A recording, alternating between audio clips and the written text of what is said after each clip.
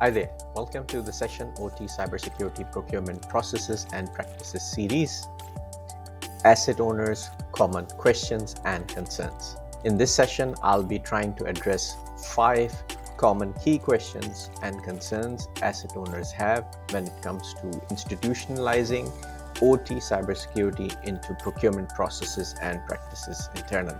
Quick disclaimer here, these views are my own and do not represent the views of Securing Things and ISA or ISA Secure. Neither is this sponsored content.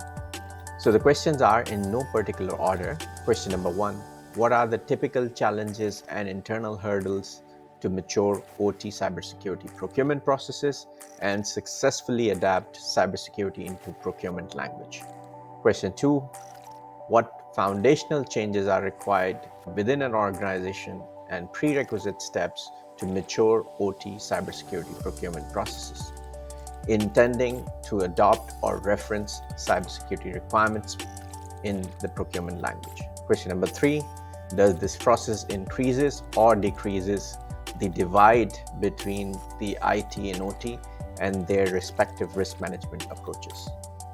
Number 4, how do you verify that vendors meet the requirement as stated in the procurement language? Number 5, how do you ensure cybersecurity requirement specifications are consistently applied as part of the procurement process up to the purchasing decisions and in the agreement itself?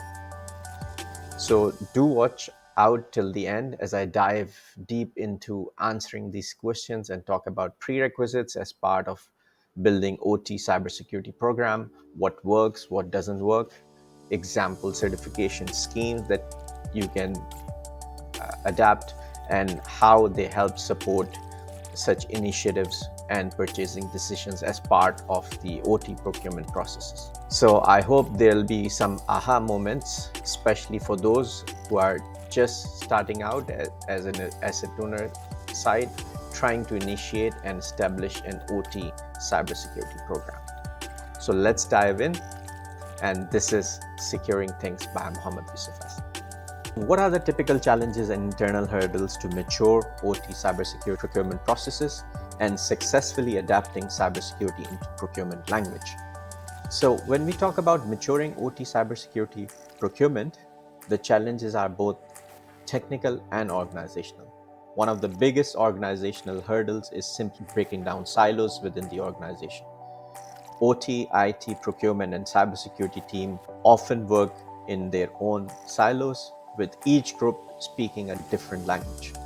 OT teams focus on uptime and safety, cybersecurity teams emphasize confidentiality and threat mitigation, whereas procurement teams are driven by cost and delivery schedules. Aligning these priorities is absolutely essential and crucial, but not easy. Getting everyone on the same page about security requirements is easier said than done. A technical challenge many OT environments still have is the legacy factor. Such environments run on systems that weren't designed with security in mind. So meeting ISA IEC 62443 standards and or updating certifications like, for example, ISA Secure can be challenging and daunting for vendors supporting these older platforms, especially when retrofitting systems or requiring high security from your suppliers. It can be a tricky discussion and there can be unwanted friction in procurement negotiations. Another hurdle is the knowledge gap. Procurement teams might not be deeply familiar with ISA IEC 62443 standard or relevant certification schemes. They may not fully understand the nuances of these certification schemes like secure or security development lifecycle assurance or component security assurance. So it becomes hard to write precise, enforceable contract language, and cybersecurity team might not also fully understand the procurement constraints either. So bridging these gaps requires education and constant collaboration. Finally, there's always challenge for budget constraints and priority settings in an industrial environment, which can delay or dilute cybersecurity requirements. security investments compete with operational needs. So, convincing leadership to prioritize embedding security standards into procurement specifications takes clear communication about risk and business impact. Let's take manufacturing sector as an example. A typical multinational manufacturing group usually have a global procurement team, and then they have a local plant operations or leadership team. They might be geographically distributed across multiple countries, multiple geographies with different practices, local practices. They might also have like a group level CIO function, or if they are lucky, then they would have a CISO function as well. It is very common to see such environments, especially those that are starting out with their OT cybersecurity program journey, that there is no specific cybersecurity requirement specification or procurement requirements defined at the initial stage of their program.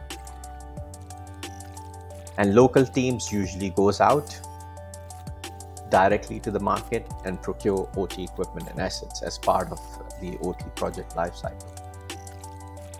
For bigger size plants, they may also have local procurement teams that follow their own local practices.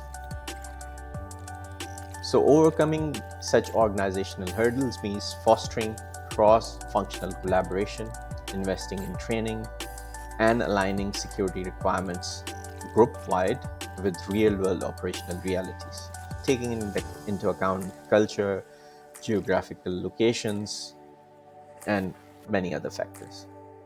It's about making cybersecurity not just a checkbox, but a strategic enabler. So let's talk about what foundational changes are required within an organization and the prerequisite steps to mature OT cybersecurity procurement process intending to adopt or reference cybersecurity requirements in your procurement language.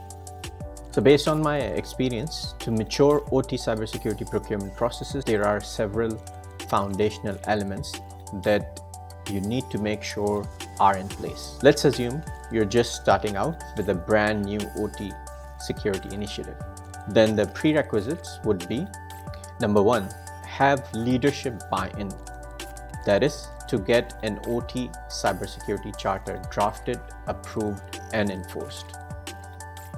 Second, discover and assess your current state. Identify where you are in terms of your current cybersecurity maturity and where you want to be in near future as the target goal. Number three, build a joint IT/OT governance committee and appoint an individual as the leader for your OT cyber physical security ownership responsibility.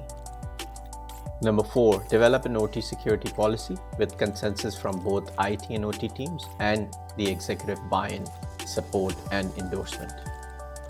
Number five, draft and establish cybersecurity requirements specification based on your OT security policy that you have defined in previous stage. Number six, ensure specific cybersecurity requirement clauses are part of your contracts, code of conduct, and supplier agreements. Number seven, train the cross-functional team on cybersecurity policy and requirement specification, procurement clauses, and the overall process itself.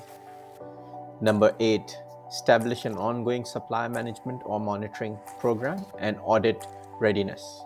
So let me elaborate more on these points a bit further. The backbone must be strong leadership commitment and clear accountability. You need executives who understand that cybersecurity is a business risk, not just an IT issue. Get an OT security charter approved by the management and get it signed by the highest and most influential leadership authority possible within your organization. CEO, COO, CFO, whatever.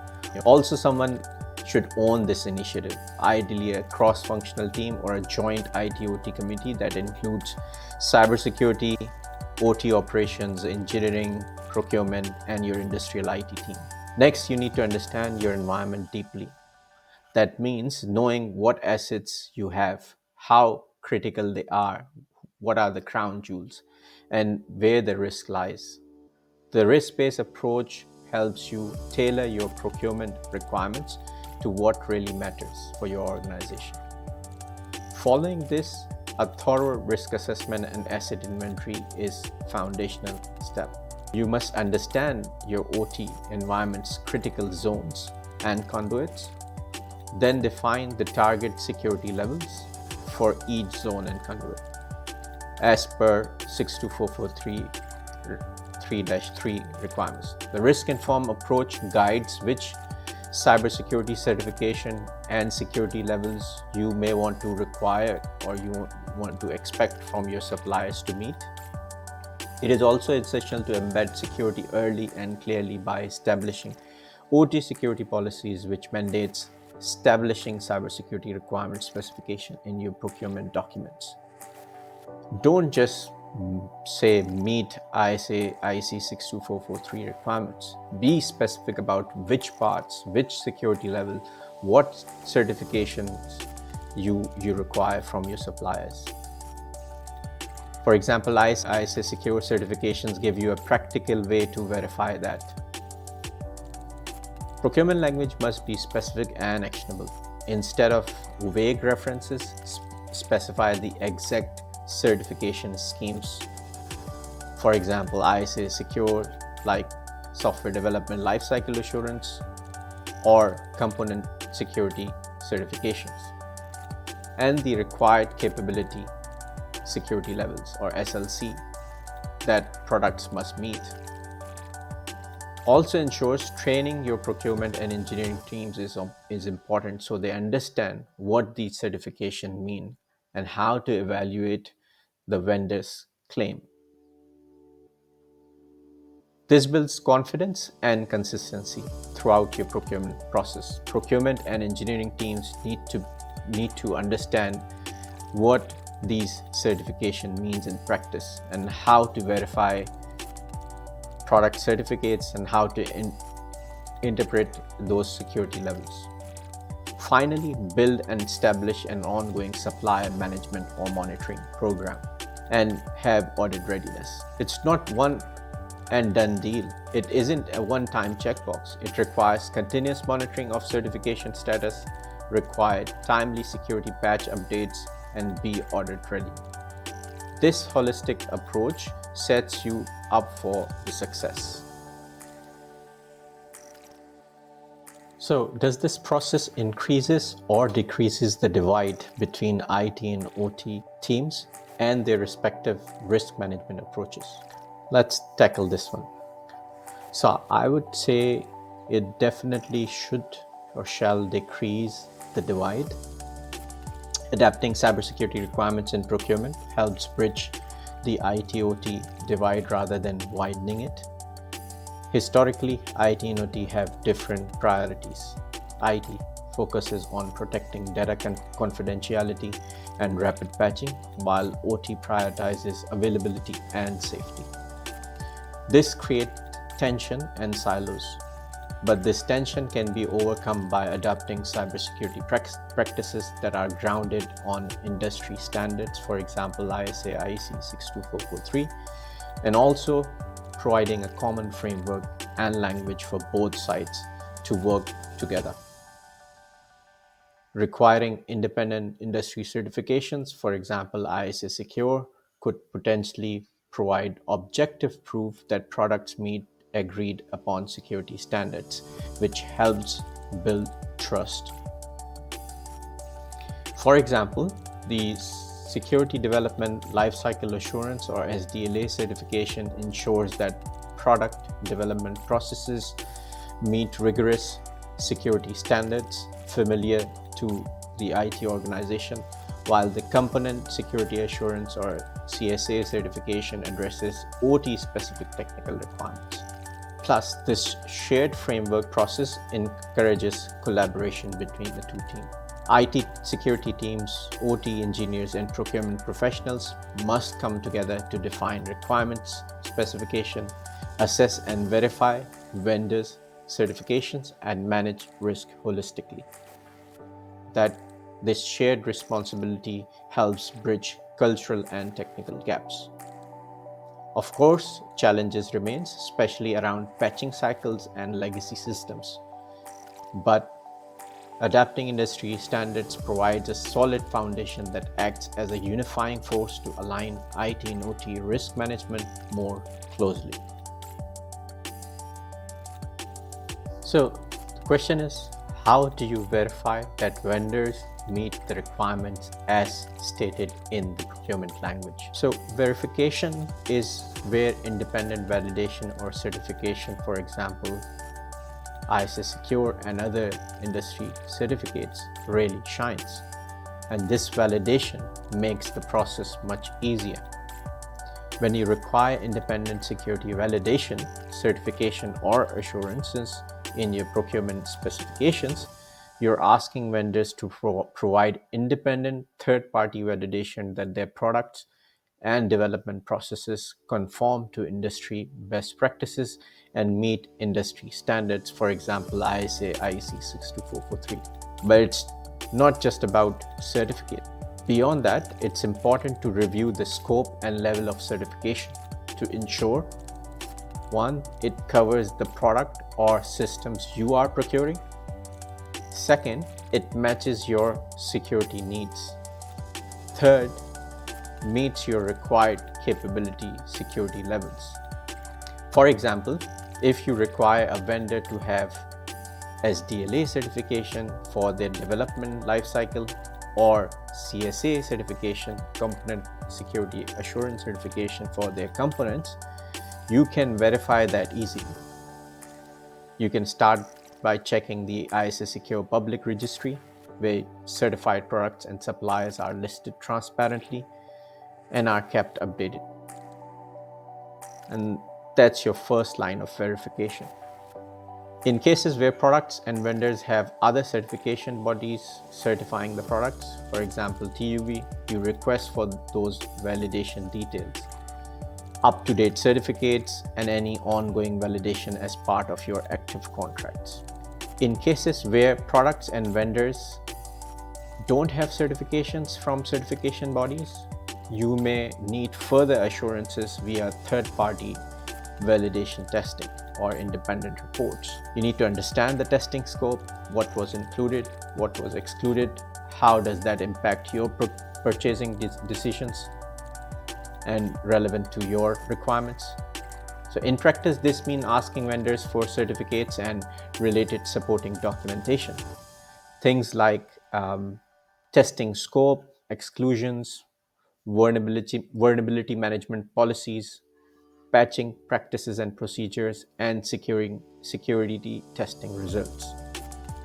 And don't forget to build in an ongoing monitoring so you may know if any changes after the contract is signed, and ensuring that they maintain certifications throughout the ongoing contract periods. In short, independent certifications, for example ISA Secure, and verification testing or validation gives you a certain level of assurance, though your procurement process should include further due diligence, including documentation review and continuous supplier engagement, and perhaps your own validation or testing, wherever it's feasible.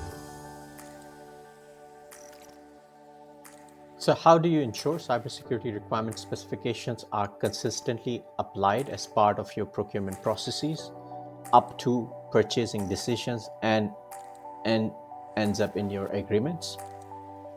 Consistency comes down to process discipline, culture, and organizational buy-in. First, you need clear and formal OT security policies and OT cybersecurity requirement specifications in place that make independent validation and certification a mandatory part of your OT procurement processes. This must be backed by and endorsed from top leadership, so it's not optional. Second, embed cybersecurity requirement specification into your standards, procurement templates, and contracts. That way, every purchase request automatically includes those clear security clauses about required certification and security levels. so there is no room for skipping steps. Third, training is critical. Invest in training procurement teams, IT and OT teams, and engineers so they understand why cybersecurity requirement specification matters and how to evaluate certifications properly. When people know what to look for, it builds confidence and reduces the risk of overlooking security requirements. Fourth, build checks and balances into your procurement workflows. For example, require certification evidence before purchase approvals and flag any purchases that don't meet that criteria, or go through an exception process for additional reviews. Finally, conduct regular audits and reviews of your procurement decisions to ensure compliance and identify any potential gaps. Use those insights to continuously improve your procurement processes.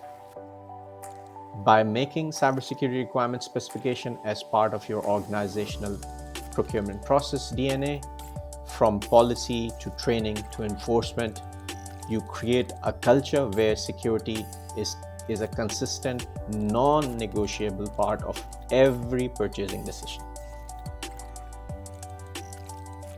So I hope this has been informative and you are already ready to tackle OT cybersecurity challenges and hurdles within your organization. Let me know in comments on what you would add or do differently. I'd love to hear more from each of you.